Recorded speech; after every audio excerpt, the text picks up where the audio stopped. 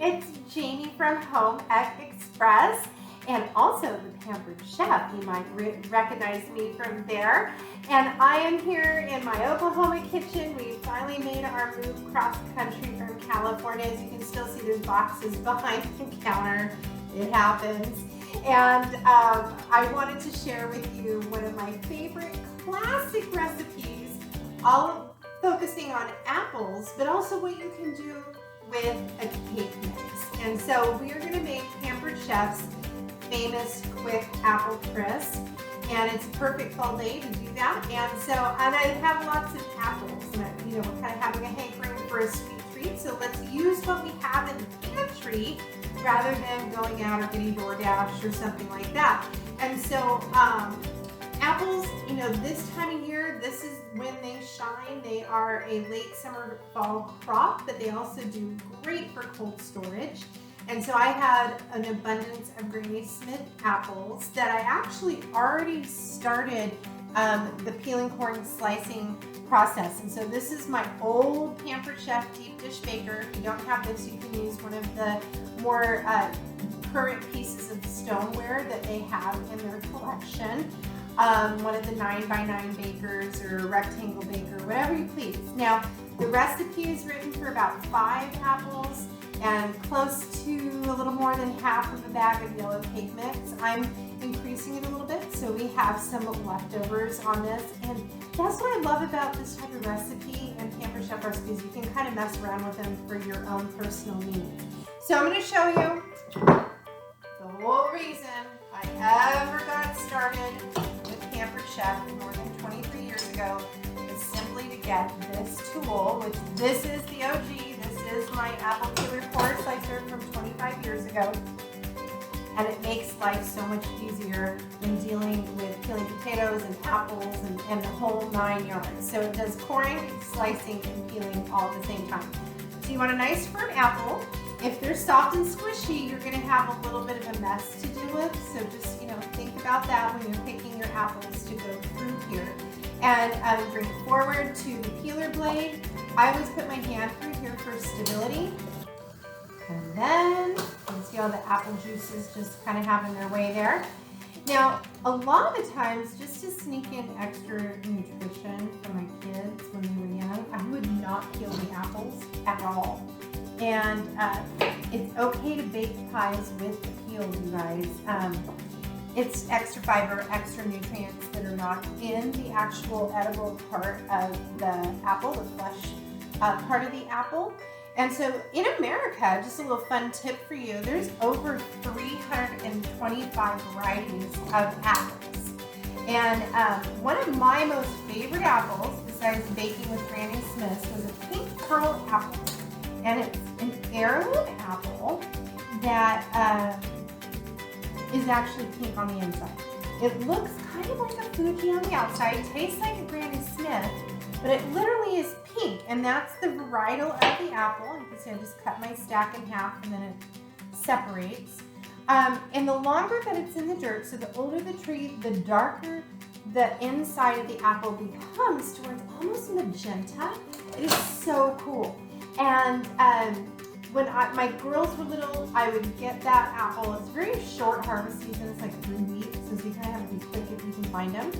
And I would make pink applesauce. And of course, having daughters who love princesses, I was kind of cool for 5 minutes. So, okay, I've got my 7 apples in here, and I'm going to take, oops, that's a teaspoon. I want my tablespoon. And so we're going to take my tablespoon and just sprinkle some sugar over the top of my apples. And then I've got crunchy cinnamon. Now this is from Pampered Chef. And crunchy cinnamon is from Indonesia. And it's a little bit richer in flavor than maybe your traditional cinnamons that might come from Mexico and other parts of the world. And so this, I highly recommend it. If you were not a cinnamon person, I'd probably say actually cut your cinnamon amount maybe by half if you were not a big cinnamon person. Now, if you love cinnamon, you know that you can just increase the volume of what you're using based on what your personal taste is. Okay, so I'm going to kind of toss these around in the deep dish baker. Now, I did mention that this baker is made out of stone, and stones become seasoned over time, much like your cast iron does. But cast iron, you don't see the difference, but you can feel the difference on your cast iron skillets. Stones you actually can see and feel, because when stones are brand new out of the box, they're a really light beige color. And then as you use your stones and you're baking on your stones, they take on really dark coloring based on the foods that you're baking in there. So if this was a brand new stone, I would probably have buttered my dish first. But since it's well seasoned, it means it's non-stick. I don't have to butter the pan or grease the pan before I do anything to it. So okay, this is already starting. I wish we had smell-o-vision. When is somebody going to come up with that? Because it smells so good. There's nothing better than apple, sugar, and cinnamon. Okay, now I have a daughter who's gluten-free, so I found a gluten-free yellow cake mix, and I'm actually putting the whole cake mix in here. Okay. And we're going to do, let's see, we're going to do 3 tablespoons of butter, butter. I'm excited for the butter part of the recipe, if you can't tell. We're going to put 3 tablespoons of sugar. And if you notice, my sugar is a little bit darker in color compared to like the regular brands of sugar you might be used to. And that's because I choose to get sugar that's unbleached. Sugar in its natural form is in the browns and beiges.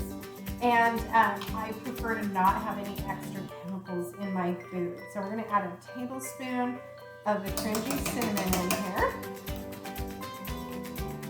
Okay, and then a little bit of a toss. Just start mixing this together in my batter bowl. Okay, and we need some pecans, and I don't want to have to do it by knife because I'm kind of feeling lazy today, so I'm going to use my handy food chopper. And knowing how my kids are, I will chop them very well. So they're very small. They don't like big chunks of knocked nuts in their baked goods. So we're just going to chop this down, pretty much pulverized in the food chopper. There we go, and add that into our batter bowl. Okay, just toss it around a little bit. And then I have a whole stick of butter that I melted in the microwave. Yes, butter is better. Don't shortchange yourself with all those fake things out there. Use real butter. Real butter makes us all happier. So we're going to turn this into kind of this weird crumbly topping, if that makes sense to you. And it will be thick. You will have a little bit of the powdery flour part, and that's okay. And your butter is going to get absorbed into the flour mixture. And with the gluten-free baking, you tend to actually need a little bit extra liquid sometimes, because the different ingredients will absorb all that moisture. So this is a little tip there. Now this is a pre-done cake mix. If I was making my own cake and swapping like a Bob's Red Mill 1-to-1 all-purpose baking flour that's gluten-free for whatever regular recipe calls for, always add some xanthan gum to help it with that texture that breads and baked goods have from regular flour and gluten. This is a pre-done cake mix, so I don't have to worry about adding anything extra in there to help with the texture. Okay, so we're going to take all this deliciousness here, pour it over the top of the apples. Okay, and then we're going to just spread it around, and we're going to cover all the apples just like this. And that's it, you guys. It is the easiest dessert you will ever make. And this will go into a 350-degree oven for about 40 minutes until it is starting to get golden and bubbly. And then take it out. You do need to let this cool for a little bit and kind of put itself back together again. before you dive into it, but definitely serve it with some vanilla whipped cream that you make in your whipped cream maker, or with some vanilla ice cream. And if you're really awesome, maybe you even have some homemade caramel sauce sitting around that you can drizzle on the top. And so I hope that you enjoy this just as much as my family will tonight. Again, quick apple crisp featuring all of the wonderful apples of the season. And we'll be back and show you what the final product looks like in just about 45 minutes. Hey friends, time is up. We're gonna pull this baby out of the oven. And we have a beautiful golden apple crisp that will be ready for dessert this evening after we have our delicious dinner. So make sure you do let it cool with ample time, and that way it all puts itself back together again. That's the one thing about baked goods, we have to let it rest a little bit before we move anything, or it will all fall apart and dry out. So I hope that you feel inspired to make a quick apple crisp for your family. It doesn't even have to be a special occasion. And pull out that apple peeler core slicer if you have one. If not, get one, because they're so easy and fun to use.